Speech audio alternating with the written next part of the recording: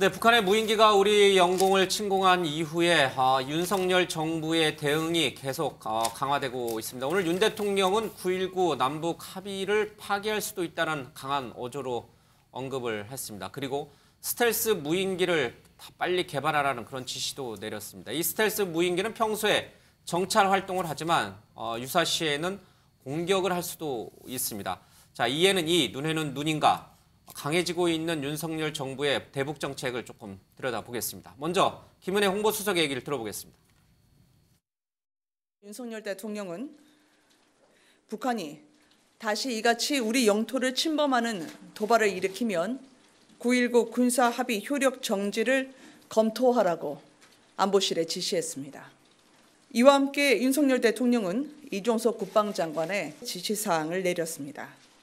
탐지가 어려운 소형 드론을 연내 대량 생산할 수 있는 체계를 구축하며 또 연내 스텔스 무인기를 생산할 수 있도록 개발에 박차를 가하라고 지시했습니다. 예, 9.19 남북 군사합의도 상당히 좀 큰 부분이고 연내 스텔스 무인기 개발도 좀 큰 얘기입니다. 이 연내 스텔스 무인기 개발 얘기부터 좀 해봐야겠습니다. 이미 우리는 IT 쪽에서 상당히 좀 강국이란 말이에요. 그래서 사실 스텔스 무인기 개발하는 거는 우리에게는 일도 아닙니다. 국방력으로 봤을 때는. 그러나 앞서 제가 설명을 드렸습니다만은 이 스텔스 무인기라는 게 평소에는 정찰 활동을 하지만 유사시에는 공격용으로도 바뀔 수 있거든요. 자폭할 수도 있고. 이 무인기를 개발하는 것은 북한을 정찰하겠다는 의미예요. 북한도 우리를 정찰했으니까. 유사시에는 그게 공격기로 바뀌어서 우크라이나 전쟁에서 보듯이 자폭도 가능하다는 얘기예요. 자, 이건 어떤 의미를 갖고 있는 겁니까?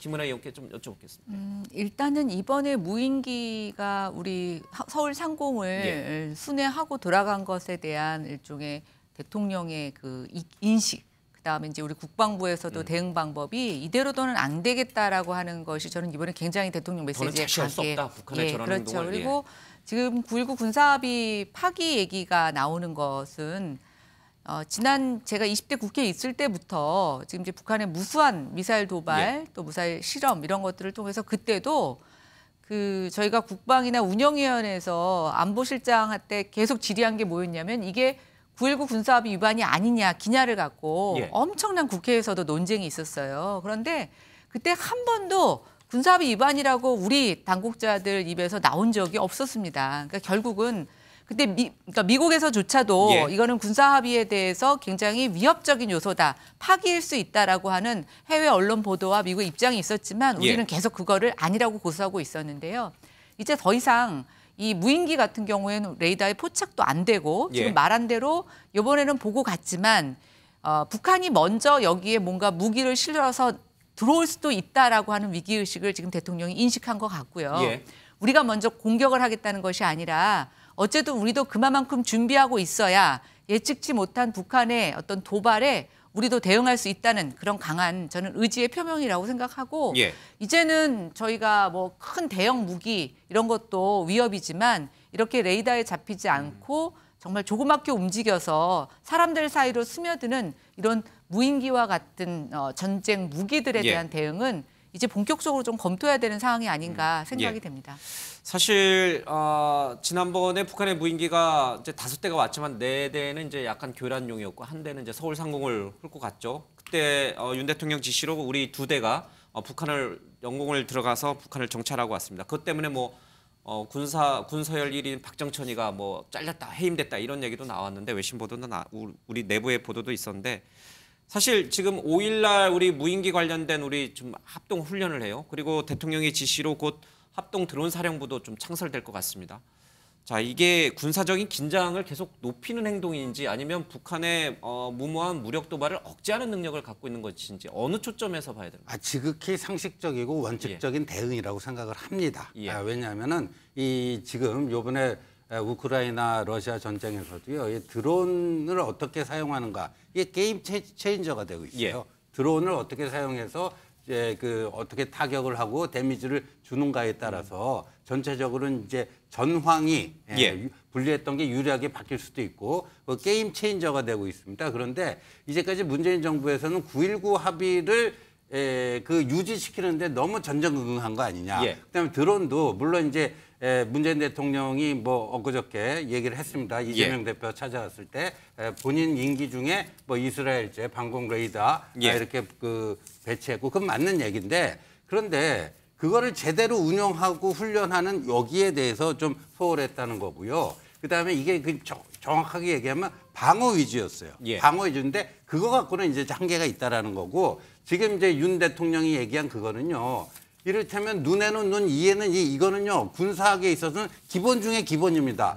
저쪽에서 때리는데 이쪽은 그냥 맞고 가만히 있는다? 그런 바보가 세상에 어디 있습니다. 그런 태도를 가지고 그러면 이겨낼 수 있겠습니까? 그러니까 기본적으로 지금 군사 매뉴얼에 나와 있는 거는 비례성, 충분성, 원칙에 입각해서 대응한답니다. 당연한 짓이다. 당연한 겁니다. 이거는 군사학의 기본이고요. 이렇게 할 때만이 저쪽에서 잘못 때렸다가는 한국을 잘못 때렸다가는 이번에도 송골매가 가니까 그거 전혀 탐지 못한 거 아닙니까? 우리는 이제 탐지에는 성공했지만 격추에 실패한 것이고 북한은 아예 송골매 탐지도 못해갖고 북한군 서열 1위가 김정은이 화가 나갖고 그냥 목을 쳐버린 거 아닙니까? 박정천이. 그렇죠. 이런 것들을 보여줘야지 쉽게 말해서 함부로 까불지 않는다는 겁니다.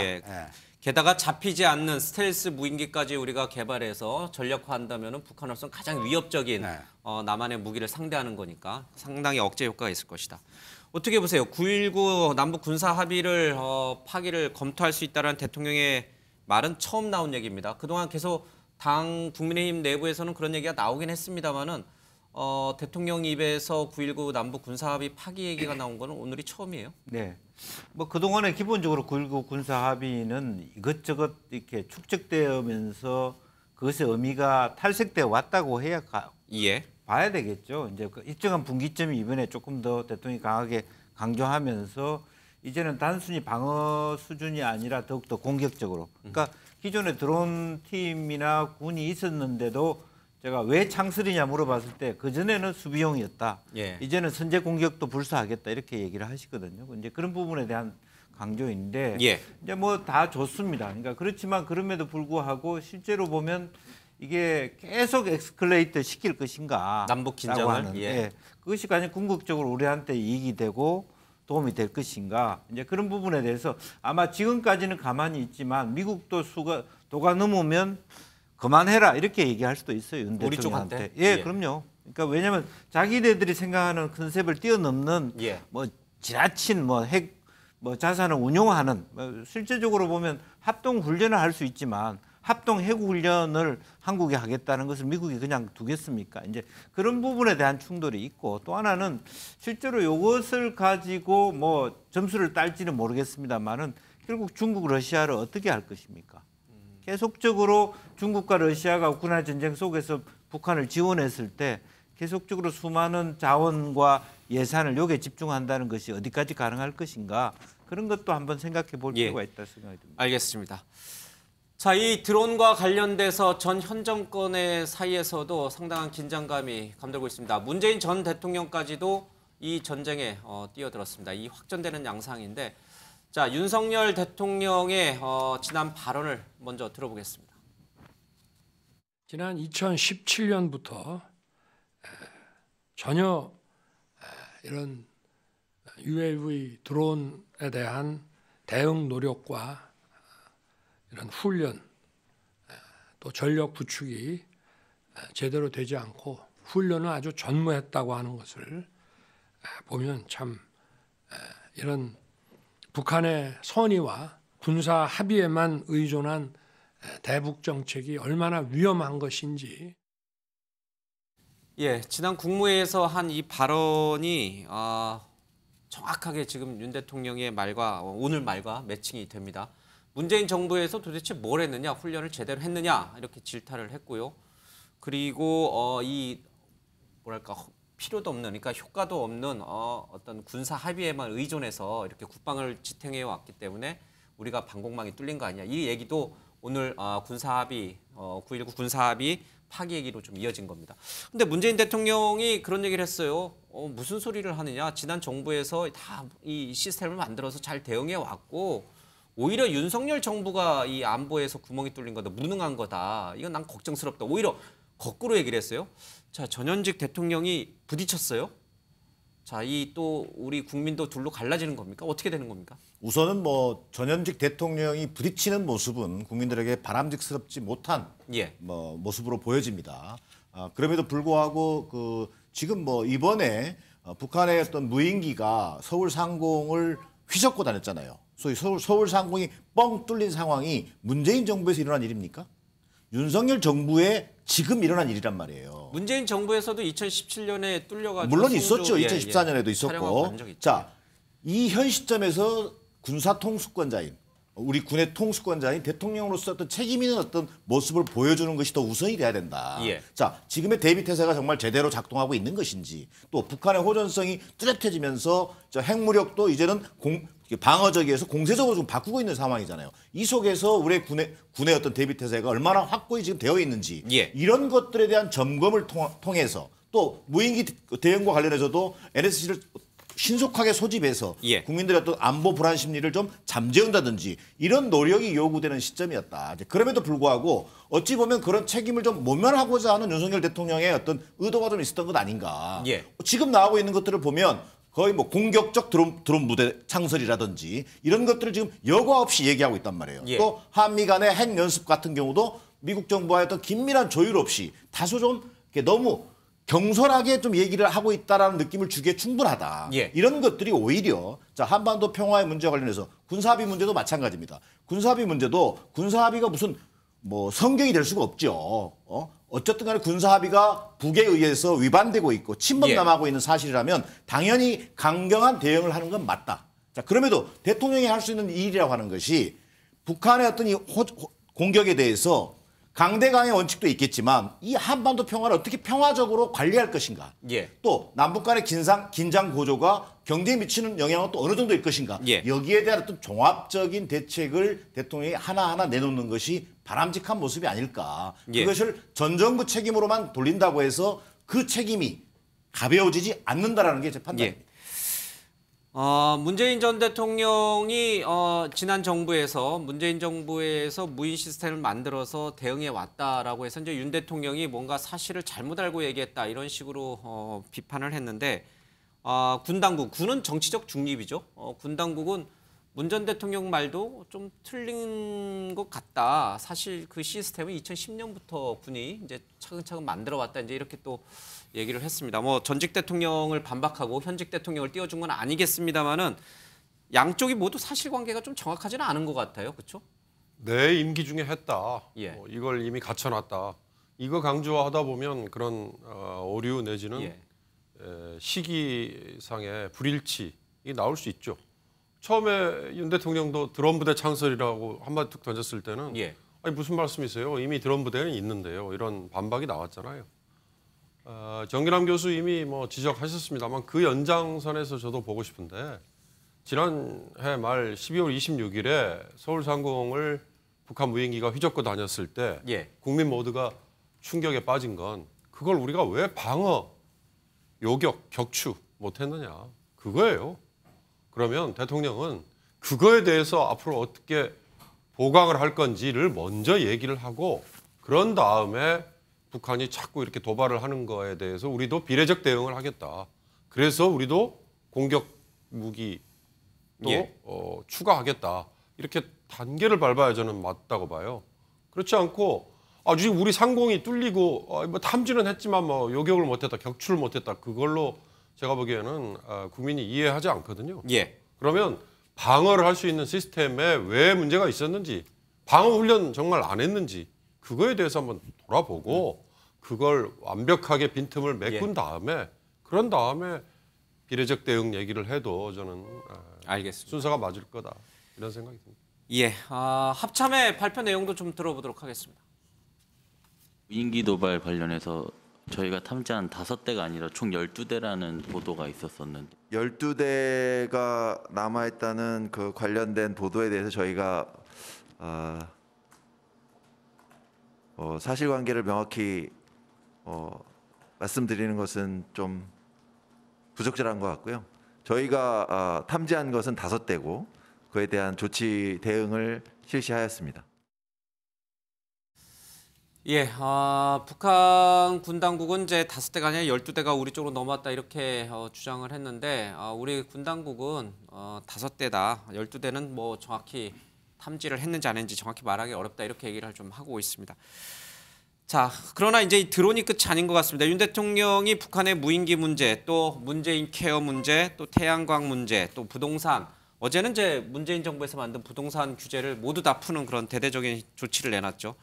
자, 이 모든 것들을 다 풀면서 전 정권의 폐해를 드러나는데 집중하고 있습니다. 이에 맞서서 문재인 전 대통령도 이재명 대표를 만난 자리에서 문재인 정부에 대해서, 윤석열 정부에 대해서 아주 센 발언들을 계속 쏟아냈습니다. 원래 그게 비공개 자리였다고 하는데 민주당이 어떻게 영상을 찍었던 모양입니다. 자, 문재인 전 대통령의 얘기를 들어보겠습니다. 서로 소통하지 않는 정치를 하는 게 얼마나 그게 위험하고 국민들을 힘들게 만드는지를 지난 1년간 실감을 이렇게 했을 텐데 계속 이제 그런 하는 게 너무 이제 안타깝게 생각이 되죠. 어쨌든 뭐 그럴수록 국민들은 역시 이제 민주당에게 또 그런 기대가 더 이제 커지지 않을까 생각을 합니다. 자, 이렇게 비판을 했고 윤석열 대통령은 어제 부동산 정책을 풀면서 이 부동산 정책을 정치 이념 문제로 인식했다 이런 언급도 했습니다. 자, 그 얘기도 좀 들어볼게요. 그래야 윤석열 대통령과 문재인 전 대통령의 시각 차이가 얼마나 큰지 좀 알 수 있을 것 같습니다. 과거 정부가 이 부동산 문제, 환경 문제를 어떤 정치와 이념의 문제로 인식을 했습니다. 정치와 이념에서 출발할 것이 아니라 전문성과 과학에 기반해서 일을 해야 될 것입니다. 예, 문재인 정부는 부동산과 환경 문제조차도 정치와 이념 문제로 인식했다. 근데 이제 윤석열 대통령도 문재인 정부에서 검찰총장까지 지내셨지만 어쨌든 이쪽 분야에는 이제 관여하지 않으셨죠. 그리고 문재인 전 대통령은 소통을 하지 않는 정치가 얼마나 위험한지 우린 지난 1년 동안 보았다라고 하면서 윤석열 정부를 직격을 좀 했습니다. 자, 문재인 전 대통령이 이재명 대표를 만났다고 하더라도 이렇게까지 현 정부에 대해서 강도 높게 비판한 것은 조금 이례적입니다. 그래서 제가 문재인 전 대통령이 이렇게 강도 높게 발언 수위를 높여서 현 정부를 비판한 이유가 뭘까? 그 속마음은 어떤 것일까? 뭐 잠시 뒤에 다루겠습니다만 문재인 전 대통령 사위 검찰 수사 얘기도 좀 있고요. 유시민 장관 전 보건복지부 장관의 누나에 대해서도 검찰 수사 얘기가 흘러나오고 있습니다. 사면 초과에 빠진 것인지 그래서 더 강해지는 것인지 우리 5분들은 어떻게 생각하는지 모르겠습니다. 먼저 김연아 의원은 뭐라고 보셨습니까? 왜 저렇게 발언이 세진다고 보십니까? 저는 일단 뭐 현 정부가 전 정부에 대해 비판을 하는 거에 대해서 분노가 있을 것이고 그 분노 기저에는 불안 초조가 있다고 보고 있습니다. 문재인 전 대통령이요? 네. 일단 문재인 정부의 부동산 정책하면 자타가 공인하는 정책 실패의 1등입니다. 근데 뭐 그 부분에 대해서 어느 정도 인정을 했지만 이게 최근에 통계 왜곡 등 여러 가지 또 지금 오히려 부동산 가격이 너무 많이 올랐다가 지금 가격이 급격하게 꺼지면서 경착륙 얘기가 나오고 있지 않습니까? 결국 문재인 정부의 어떤 정책 실패가 그 전모가 드러나는 것에 대한 불안함이 하나 있다고 보고 있고요. 두 번째는 지금 이재명 대표를 필두로 한 민주당이 사실 개인의 사법 리스크에 같이 맞물려 들어가면서 정당의 저는 존폐 위기까지 오고 있다. 이렇게 위기의식을 느끼는 거라고 생각됩니다. 그러니까 결국 사람이 불안하면 성내고 뭔가 이 반대 진영에 있는 사람끼리 힘을 모아야 된다고 생각하는 것 같고 저는 민주당이 저게 당일날 아니라 정말 방문한 이후에 조금씩 영상을 지금 이렇게 사탕 까서 내놓듯이 내놓고 있어요. 그래서 지금 한 2, 3일 내내 저 이슈가 뉴스에 계속 반복되고 있는데 당연히 저는 의도가 있다고 보고 있습니다. 문재인 전 대통령이 국민의힘이 정권을 안 잡아본 정당도 아니고 과거에도 집권을 해봤던 정당인데 지금 하는 행태들이 이해가 안 된다. 정부 여당은 정치 문법을 파괴하고 있는 것 같다. 이런 표현을 쓰셨어요. 이거는 어떻게 보세요, 신의님? 아니 근데 저렇게 얘기하면요, 윤석열 정부는 이제 출범한 지 7개월 되고 앞으로도 이제 4년 뭐 이상 남았으니까요. 그건 또 두고 봐야 되는 문제고, 역대 정부 중에서 이 정치적 양극화, 이른바 그 적대와 분열의 정치, 아우르는 정치가 아니라 갈라치는 정치, 이게 제일 극심했던 정권이 어디죠? 문재인 정권입니다. 그리고 그거는 각종 조사를 통해서 객관적인 데이터로 입증이 되고 있어요. 가뜩이나 그러니까 이제 이 정치적 양극화는 우리 한국만의 현상이 아니고 뭐 미국을 비롯해서 세계 선진 민주주의 국가에서도 이런 병폐가 나타나고 있는데, 우리의 이렇게 흐름을 보면은 이 양 진영 간의 어떤 적대적인 의식이나 이런 것도 문재인 정부 들어와서 가장 심해졌어요. 그랬고 그 소통을 이제 윤석열 대통령 보고 안 한다는데, 문재인 대통령 재임 5년 동안 그 이른바 기자회견 몇 번 했죠? 7번 한 걸로 알고 있습니다. 윤석열 대통령은 지금 도어 스태핑만 61회를 했어요. 뭐 몇 가지 문제 때문에 지금 일시 중단돼 있지만요. 그러니까 저렇게 얘기하는 거는 객관적 사실에 입각한 비판은 아니다. 근데 그럼에도 불구하고 왜 이렇게 세게 각을 세웠겠느냐? 그거는 뭐 아까 우리 앵커도 좀 말씀하셨지만 여러 가지로 지금 위기에 몰려 있잖아요. 그 사위 특혜 채용 문제부터 시작해갖고 서해 공무원 그 월북몰이 한 거, 또 강제 북송 사건 지금 수사가 진행 중에 있고요. 월성 원전 1호기 경제성 평가 조작한 거, 그다음에 이제 울산 그 통초로 그 후보를 당선시키기 위해서 문재인 청와대가 거의 총체적으로 그 선거에 불법적으로 개입한 거, 뭐 등등 뭐 이렇게 보니까 그 최근에는 이제 그 사위 그 특혜 채용이 거의 이제 구체화되고 있습니다. 그러다 보니까 그거를 막아내기 위해서는 아무래도 이제 본인의 지지세를 지지자들을 다시 한번 좀 이렇게 결집시키고 뭐 할 필요가 있으니까 저렇게 각을 강하게 세우는 거는 친문이요. 나를 위해 뭉쳐라 이런 신호라고 봅니다. 문재인 전 대통령 사위 특혜 채용 얘기가 나왔으니까요. 잠깐 내용을 좀 설명드리겠습니다. 이스타항공이라고 좀 있습니다. 이 호남에 적을 두고 있는데 여기에 회장은 이상직 전 더불어민주당 의원이었습니다. 지금 이제 의원직을 내려놓고 지금 구속돼 있죠. 횡령이라든지 여러 가지 혐의가 좀 있습니다.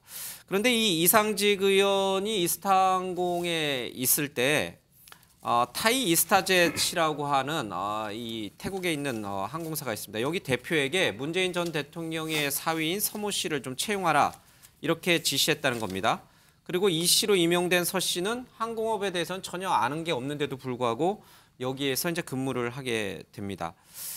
이상직 의원이 이 타이 이스타젯의 실소유주였기 때문에 문재인 전 대통령의 사위인 서 씨가 채용된 거 아니냐, 특혜를 받은 거 아니냐, 이런 이제 얘기가 나왔습니다. 이 서 씨는 2018년 7월부터 2020년 초까지 여기에 전무이사로 근무했고 실질적인 이력은 항공과는 전혀 관련 없는 증권과 게임업계에 좀 일을 했습니다. 이상직 의원은 왜 그러면 이 문재인 전 대통령 서 씨를 특혜 채용했을까?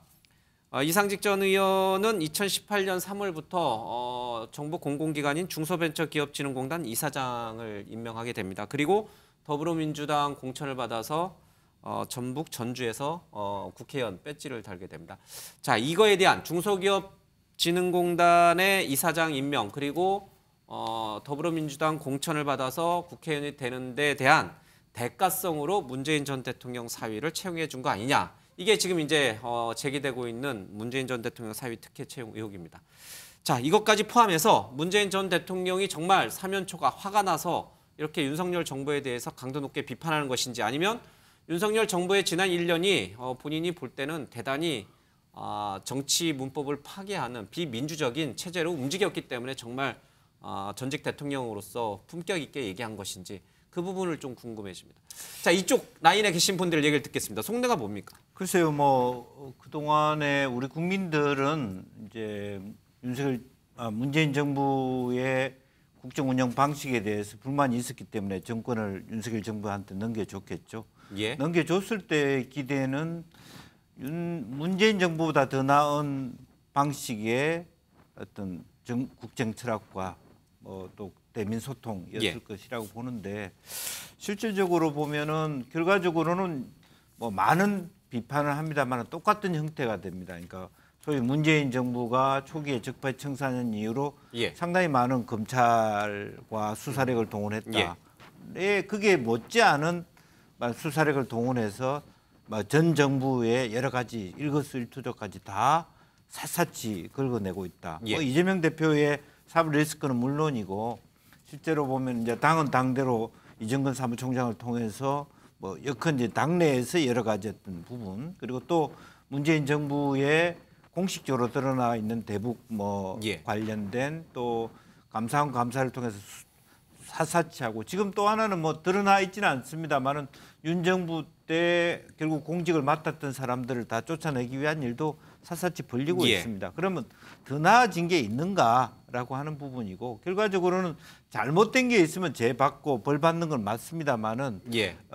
다른 한편으로 보면 어쨌든 모든 전방위적인 말하자면 과거 정권 세력에 대한 말하자면 수사라는 측면에서 국민들이 그런 데 대한 공감할 수 있는 부분이 있기 때문에 실제로 이재명 대표나 문재인 전 대통령이 공동으로 우리 진영에 대한 어떤 계멸을 말하자면 윤석열 정부가 노리고 있다. 이렇게 하는 부분이 있고 그런 공감대가 일부 있을 수 있기 때문에 저는 강한 리액션이 나온다 그렇게 보여집니다. 알겠습니다. 지금 화면에 유시민 전 의원 장관의 누나 유시춘 EBS 이사장에 대한 국무조정실 총리실 산하 국무조정실에 감찰이 돌입했다는 얘기가 지금 화면으로 나가고 있는데요. 이것도 조금 설명을 잠깐 드리고 얘기를 들어봐야 될 것 같습니다. 2018년 임명 당시에 이게 법을 위반한 거 아니냐 이런 얘기가 좀 있었습니다. 그 법이란 게 뭐냐면 EBS 관계 법령을 보면 대선에서 후보자 당선을 위해서 자문이나 고문 역할을 한 사람은 3년이 지나야 EBS 임원이 될 수 있다. 이런 법령이 있습니다. 근데 이 유시춘 이사장은 일각에서는 2018년에 이미 문재인 캠프에서 활동했다라는 검찰 고발이 있었습니다. 그럼에도 불구하고 당시에 무혐의 판정을 받아서 EBS 이사장직을 수행하는 데는 전혀 문제가 없다. 이렇게 문재인 정부 하에 검찰은 무혐의 처분을 내리게 됩니다. 근데 이것을 현 윤석열 정부 국무조정실이 다시 좀 들여다보고 있습니다. 자, 그러면 김영주 의원의 얘기는 민주진영의 공동 위기이기 때문에 문재인 전 대통령이 이제 이렇게 강도 높게 비판했다는 거잖아요.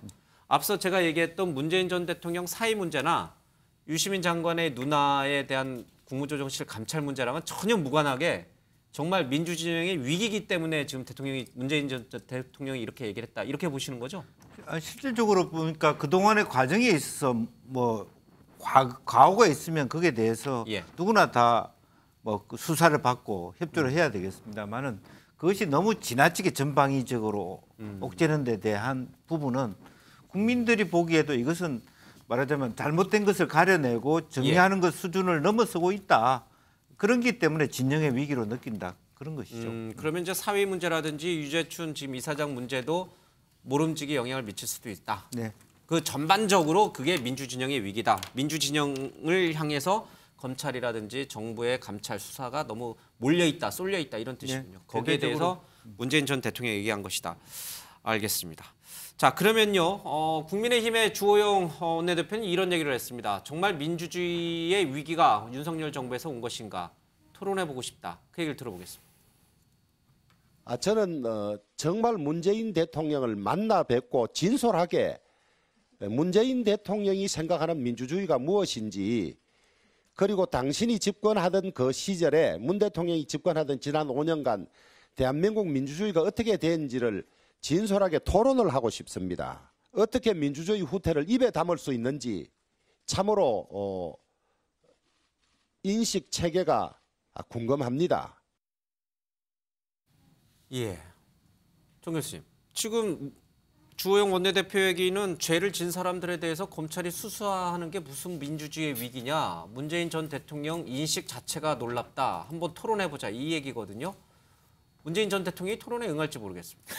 근데 정말 주호영 원내대표처럼 좀 합리적인 수준에서 토론이 좀 진행될 수 있다면 그나마 저는 합리적으로 보여집니다. 모든 것을 다 악마화하는 그런 표현보다는 좀 점잖하게 비판한 걸로 봐야 되지 않겠습니까? 저는 문재인 대통령이 스스로 얘기했습니다만 경제는 어렵고 민생은 고단하고 안보는 불안한 이 상황. 저는 전직 대통령이라면요 참담한 심정일 것 같아요. 어떻게 일궈온 민주주의인데 문재인 전 대통령이 잘했다 못했다를 떠나서 우리 민주주의라는 것이 한 단계 진전해 왔어야 된다고 본다면 그 과정에서 공정과 상식을 내세웠던 윤석열 정부 1년을 보면서 얼마나 이 공정과 상식이 처참하게 무너져 가고 있는지에 대한 저는 문재인 대통령의 그 심정이 표현됐다고 생각합니다. 그런 의미에서 그 중에서도 뭐 지금 좀 전에 앵커께서도 얘기했습니다만 사위 문제라든지 유시친 이사장 문제라든지 자 문재인 정부 검찰이 조사했던 사안입니다. 뭐 무혐의 되거나 증거 불충분. 그러나 문재인 정부 검찰이었기 때문에 저는 성역 없이 지금이라도 성역 없이 수사해서 정말 문제가 되는 부분이 있다면 처벌받아야 되는 것이고 거기에 대한 당연한 또 도의적인 책임이 있다면 저는 당연히 그 책임을 규명해야 한다고 생각합니다. 그럼에도 불구하고 문재인 대통령이 느끼는 이 참담한 심정은 자, 권력기관의 정치적 중립이라고 하는 것을 재임 기간 동안에 굉장히 강조했어요. 그럼에도 불구하고 윤석열 정부 하에서는 검찰과 감사원, 국정원까지 모든 사정기관들이 정권의 어떤 도구화되고 있는 현실. 그다음 두 번째, 가장 심혈을 기울였던 게 뭡니까? 남북관계였단 말이에요. 물론 북한의 호전적 태도에 의해서 이것이 무너져 내리고 있지만 이 남북관계의 악화, 드디어 이제는 4년 3개월 만에 9.19 군사합의 파기라고 하는 이런 어떤 현실을 목도하고 있는 거란 말이에요. 이런 상황에서 얼마나 그 참담함이라는 것이 크겠는가. 저는 이런 생각을 해보게 됐습니다. 윤경호 의원님은 뭐라고 쓰셨습니까? 이 정도일 줄이야. 문재인 대통령의 심경을 제가 짐작한다는 게 어려운 일인데 저는 이런 생각이 들어요. 2000년에 미국 대통령 부시가 집권을 한 다음에 폈던 정책이 전임자의 모든 정책 다 부인하는 거였거든요. 그때 나온 얘기가 anything but 클린턴. 그래서 ABC라는 게 나와요. 근데 한 1년 정도 만에 역풍이 불어요. 미국 국민들이 이건 좀 너무하다라고 하다가 2001년에 9.11 사태로 이제 국가의 위기가 오니까 이게 반전이 벌어졌거든요. 지금의 윤석열 정부는 anything but 문재인이 아니라 all but 문재인까지 가고 있잖아요. 모든 정책에 대해서 그리고 개인 뭐 정책 여러 가지. 근데 이제 문재인이라는 전직 대통령은 제가 보는 관점에서는 결벽증을 가진 원칙주의자 정도 좀 그렇게 보여요. 결벽증을 가진 원칙주의자다. 아주 대표적으로 사면권 행사에 있어서 김경수 전 지사 고민하다가 안 했잖아요. 부담 뭐 운운하면서. 자신의 핵심 측근임에도. 그러나 엊그제 윤석열 대통령 사면한 거 한번 보세요. 전 뭐 다른 거 시비 걸 생각은 없습니다. 딱 하나. 대법원이 확정 판결한 지 2주 만에 면죄부를 준 전직 검사들, 국정원 여론조사 개입했던 최윤수 전 차장. 어떻게 2주 만에 면죄부를 줘버린다. 이건 제가 보기엔 사면권에 이건 남용 중에서도 남용이거든요. 너무 확연하게 대비되지 않아요? 그런 점에서 문재인이라는 전 대통령은 결벽증에 가까운 원칙주의자다. 그런 분이 보기에 지금 윤석열 대통령과 윤석열 정부가 자기의 재임 기간 중에 있었던 거에 대한 여러 압박과 공격은 정말 이 정도까지 할 줄은 난 몰랐다. 알겠습니다. 이런 심정이 아닐까 그런 생각이 들어요. 자, 그러면 이게 신년을 맞아서 이재명 대표, 야당 대표가 찾아왔기 때문에 두 분이 대화하는 상황에서 나온 그냥 일시적인 비판인지 아니면 정말 이제 심각한 민주주의의 위기를 대통령이 인식하고 꺼낸 거면 앞으로도 문재인 전 대통령은 기회가 될 때마다 현 정부와 대립각을 세우는 이런 강도 높은 발언을 그럼 이어갈 것인지 어떻게 전망하세요? 근데 저기가 이제 그 이재명 대표가 본인의 이제 사법 리스크 때문에 당내에서도 점점 이제 지지자들이 줄어들고 있고 그러니까 어찌 보면 양산에 가서 구원의 손길을 내민 것이다. 문재인 대통령이 이제 계파가 다르잖아요. 여기는 친명이고 거기는 이제 친문이고. 그래서 이제 문재명 뭐 연대가 양산에서 이번에 뭐 성사가 됐다. 문재명. 문재명 연대가 성사가 됐다. 근데 좀 두 분이 약간 동병상련이 좀 있는 것 같아요. 처지가 여러 가지로 본인들은 그 민주주의 후퇴고 뭐 정치 탄압이고 뭐라고 하지만 뭐 최근에 뭐 여론조사 나오는 거 보면 법과 원칙에 입각한 정당한 검찰권의 행사라고 하는 저 응답이 오차범위 바깥에서 또 높게 나오고 있는 게 현실입니다. 그런데 저런 식으로 이제 동병상련으로 문재명 연대가 이루어지고 있는데 오늘 뭐 제가 뭐 민주당 상황에 대해서 이렇게 험담하고 할 적은 아닌데 보니까 뭐 이재명계의 좌장이라고 하는 정성호 의원, 예. 그다음에 그 민주당의 큰 어른인 뭐 유인태. 문희상 전 의장, 예. 유인태 전 국회 사무총장 이런 분들이 왜 당 차원에서 이재명 방탄을 치느냐? 이건 성남시장 경기도지사 예. 시절의 일이니까 그거는 본인이 유능한 변호사를 그 선임을 해서 개인적으로 대응을 하고 민주당은 다수 당으로서 민생에 그 전념하는 이런 예. 모습을 보여야 되는 거 아니냐? 그러니까 분리하자 이 얘기를 하고 있어요. 근데 그러니까 문재명 연대가 이루어진 지 하루도 안 됐는데 이 이재명 친명의 핵심인 친명 좌장이었던 정성호 의원이 마저도 직격탄을 예. 지금 날리고 있는 이런 형국입니다. 알겠습니다. 이 얘기는 뭐 잠시 뒤에 조금 더 풀어가도록 하겠습니다. 앞서 유시춘, 그러니까 유시민 전 의원의 누나 얘기를 좀 했는데, 원래 EBS 법령에는 이제 캠프에서 일을 한 전력이 있으면 3년 내 취업 금지예요. EBS에는 그렇죠. 2018년에 캠프에 있었다라는 주장이 나왔는데 당시 문재인 정부 하에서의 검찰은 무혐의를 냈는데 당시 캠프에서 활동한 그 영상이 좀 있습니다. 근데 이게 정식적으로 선거 운동이냐 아니냐 이거는 조금 논란의 여지가 있습니다. 보는 시각에 따라 좀 다른데 검찰은 일단 아니라고 좀 봤습니다. 자, 당시 꽃할배 유세단 티저 영상 잠깐 보겠습니다.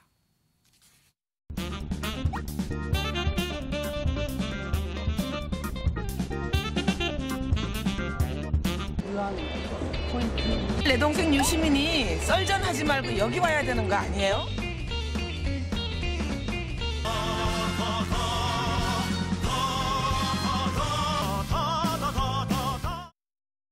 예, 지금 보셨는데 저게 공식 정당 활동으로 볼 수 있는 건가 없는 건가? 당시 검찰은 아니라고 봤어요. 그렇죠? 아니, 그래서 전혀 문제 없다고 봤어요. 정당 활동의 문제가 아니고요. 예. 이제 유시춘 씨는 저 당시에 이제 민주당과 검찰에서 확인해 준 거로는 정당에 가입한 거는 없다고 그러다. 당적은 예. 없었어요. 그러니까 정당 활동이 아니라 저거는 선거와 관련된 유세 예. 활동이라고 봐야 되는 거죠. 정당 활동이라고 봐야 되나요? 아닌가요? 그러니까 당원이 아니니까 정당 활동은 아니고. 네, 저는 뭐 당원이 아닌 거에 대해서는 일단 정당 활동에 대해서는 면죄부를 줄 수 있지만 예. 다른 건 보더라도 저렇게 지금 영상에서 포착된 것만 하더라도 저게 선거, 당선을 위한 예. 유세 활동이 아니라고 한다면 도대체 어떤 거를 선거를 위한 유세 활동으로 볼 것이냐라고 예. 보면 EBS가 내부 규정을 해석하는 데 있어서 특히 이전 문재인 정부에서의 검찰이 굉장히 유하게 해석을 해준 거죠. 예, 예, 일종의 그리고 편의적 해석을 했다. 그리고 심지어 저는 유시춘 이사장뿐만이 아니라 문정부 때 공공기관 인사에서 예. 심지어는 당적을 갖고 있는데도 무리하게 이용된 채용을 요구한 경우도 많았고 지금 경기도 안에서도 김동연 지사 예. 하에서도 경기도 산하기관에 그런 경우가 비일비재하고 일어나고 있습니다. 그래서 저는 저것은 여러 개 중에 하나라고 보여지고 저거를 바로잡지 못한다라고 하면 앞으로 우기고 버티는 사람은 그냥 더 넘어가는 거고 순수하게 인정하는 사람들은 다 저런 데서 배제되는 것 아니겠습니까? 예. 그리고 저때 정말 저 해석이 과한 것이었는지 아니면 공정한 해석이었는지 한번 되짚어볼 만한 사안이라고 생각합니다. 예. 글쎄요, 뭐 당시 그 검찰 수사 과정에서 이미 어느 정도 밝혀진 사안이죠. 저는 분명히 저 장면만 본다면 선거 캠페인 차원에서 지원 활동을 했다고 볼 수 있습니다. 그것이 곧 이사장을 맡아서는 안 되는 것인지 경력을 속인 것인지에 대해서는 판단이 또 다를 수 있다. 그리고 분명한 것은 당시에도 당적 보유 여부는 무혐의, 당적 보유한 적이 없다라고 하는 것은 확인된 사실이거든요. 자, 그럼에도 불구하고 지금 시점에서 검찰이 또 이 사건을 들여다보겠다? 좋습니다. 살아있는 권력에 대한 수사는 왜 이렇게 안 하면서 정말 산하기관이라고 할 수 있는 EBS 이사장 문제를 예. 가지고 검찰에 이렇게 이 칼날을 들이대는 것인지 예. 또 이미 한번 검찰 스스로 소위 증거 불충분으로 처리했던 부분까지 예. 꺼내서 하는 이유는 잘 이해하기 어렵습니다. 알겠습니다.